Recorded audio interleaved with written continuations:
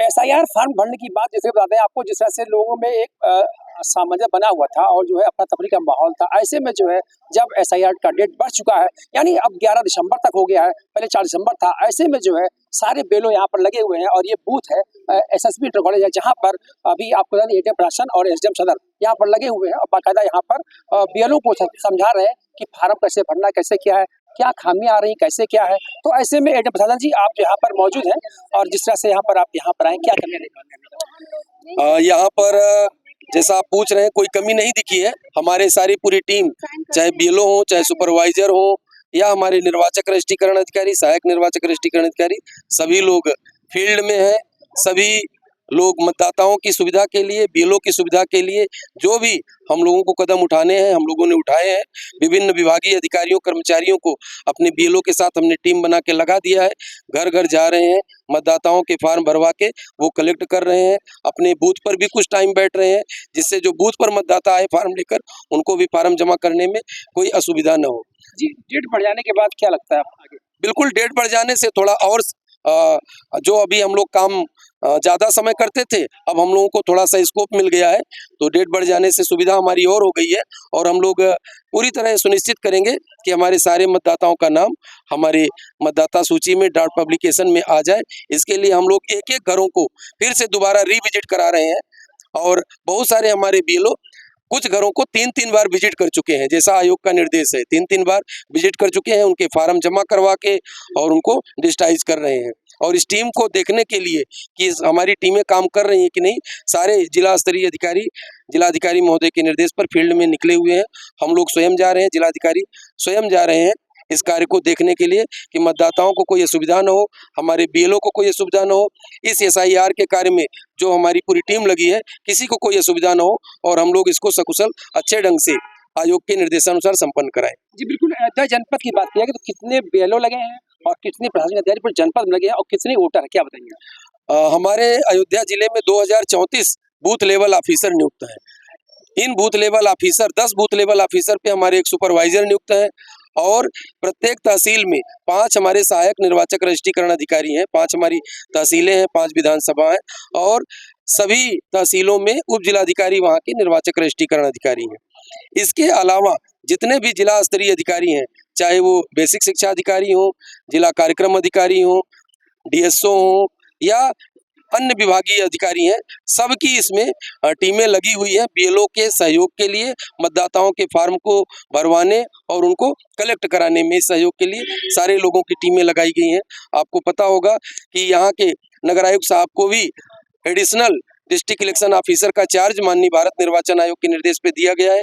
नगर निगम की भी पूरे टीमें लगी हैं शहरी क्षेत्र में मतदाताओं को फार्म भरवाने में, उनके फार्म को जमा कराने में। तो इस प्रकार से पूरे जिले की प्रशासनिक व्यवस्था को इस ढंग से लगाया गया है जिससे किसी भी मतदाता को कोई असुविधा न हो और हर घर पे हमारे मतदाता अपने फार्म को हमारे बीएलओ को दे सकें और उनको भरवाने में, अगर भरने में कहीं कोई दिक्कत है तो हमारी टीम उनका सहयोग कर रही है।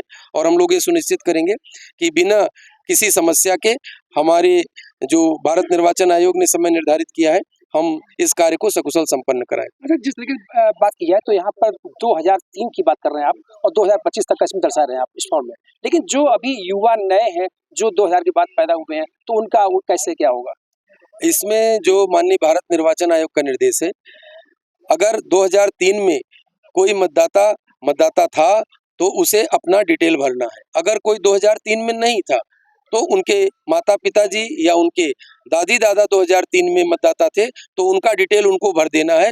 फिर उनको किसी अन्य साक्ष्य देने की आवश्यकता नहीं है, उनका नाम डॉट पब्लिकेशन में आ जाएगा। जो मतदाता 2003 में न तो अपना डिटेल दे पाएंगे और न अपने संबंधी का डिटेल दे पाएंगे, फिर उन लोगों को निर्वाचक रजिस्ट्रीकरण अधिकारी के द्वारा एक नोटिस निर्गत की जाएगी। डॉट पब्लिकेशन के बाद उनको अपना साक्ष्य देना होगा कि हम कहाँ पर मतदाता थे या हमारा क्या प्रमाण है। तो अगर निर्वाचक रजिस्ट्रीकरण अधिकारी उनके साक्ष्य से सहमत होंगे तो उनका नाम अंतिम मतदाता सूची में रहेगा। वैसे किसी को परेशान होने की जरूरत नहीं है।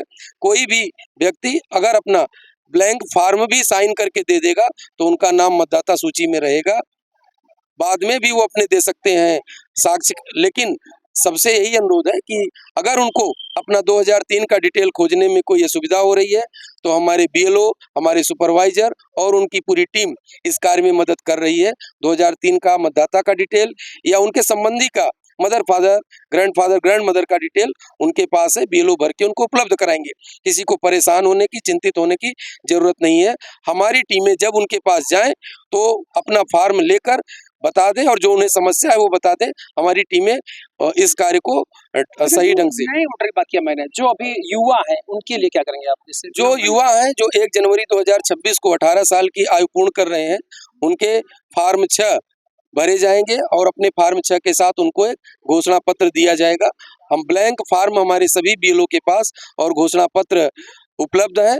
लोग अपने बीएलओ से संपर्क करके फॉर्म 6 और घोषणा पत्र लेकर भर के दे देंगे, उनका भी नाम मतदाता सूची में जुड़ जाएगा। अच्छा, ऐसी भी शिकायतें जो बीएलओ जो है अनट्रेंड, उनको प्रशिक्षण नहीं दिया गया है, तो ऐसे वो फार्म भरने में अक्षम है क्या? इसके बारे में हम आपको बताना चाहते हैं कि हमारे सभी निर्वाचक रजिस्ट्रीकरण अधिकारियों ने सभी बीएलओ को प्रशिक्षण दिया है और बीएलओ के साथ जो सुपरवाइजर लगाए गए उनको प्रशिक्षण दिया गया है। हमारी पूरी टीम प्रशिक्षित है, ऐसी कहीं कोई समस्या नहीं है। हो सकता है कि कोई बीएलओ कोई बीमार रहा हो, जिसको बीच में चेंज किया गया हो, उसके स्थान पे कोई नया आया हो, तो ये समस्या अगर वहाँ आ रही है तो उस जिसको हम नया लगा रहे हैं उनको भी हम पहले प्रशिक्षित कर रहे हैं, उसके बाद हम उनको काम दे रहे हैं। तो कहीं भी अप्रशिक्षित बीएलओ होने की शिकायत नहीं है और अगर कहीं ऐसा पाया जाता है तो हम लोग लगातार उनको पहले प्रशिक्षित कर रहे हैं। एसआईआर का फॉर्म कैसे भरना है, मतदाता से कैसे डिटेल लेना है, क्या बताना है, वो हम लोग प्रशिक्षित करके उन्हें फील्ड में भेज रहे हैं। ऐसी अभी तक कोई समस्या, कोई शिकायत नहीं आई है। जी, बिल्कुल, लगातार आप बता रहे हैं जिस तरीके से एसआईआर की बात की जाएगी, एसआईआर को लेकर के जो लोगों के मन में संशय बना हुआ था, ऐसे में अपडेट बढ़ जाने के बाद 4 दिसंबर को अब लेकर के अब 11 दिसंबर हो गया है, तो अब लोगों को, वोटरों को जो है एक खुशी मिल रही है और उनको जो है एक सपोर्ट के तौर पर बात की जाए तो फार्म भरना भी बहुत ही आसान, इस तरह से अनुज प्रताप सिंह एडीएम प्रसाद ने बताया।